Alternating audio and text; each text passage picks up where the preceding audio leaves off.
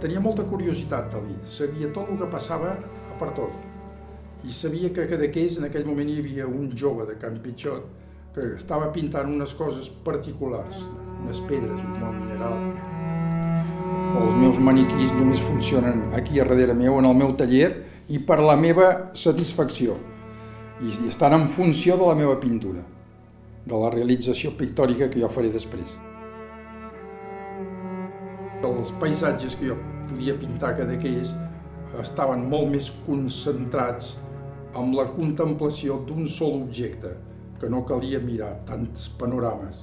Agafes una pedra i té el mateix sentit i el mateix significat que tots els paisatges que puguis pintar.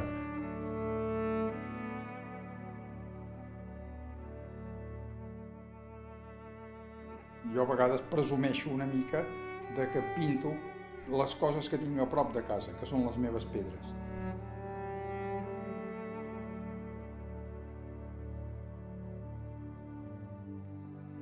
Un dia també em va dir el Dalí que si pintava una batalla que no la fes lluny, que anés a la platja de la Conca, diu, fes una abraçada de pedres, porta-te'ls a casa i deixa'ls anar sobre una taula. És la batalla de Constantí. I ho vaig fer. La batalla de Constantí jo la vaig fer amb pedres de la platja de la Conca per recomanació directa d'en Dalí.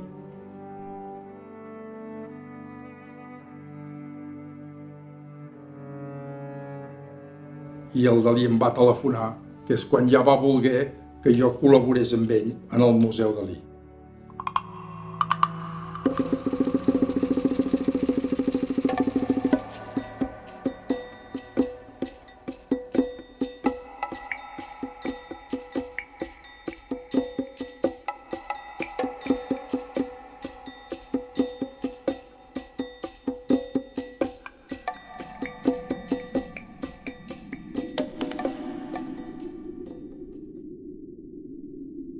La memòria sempre porta una senyal que avança, no s'atura mai, sempre continua avançant.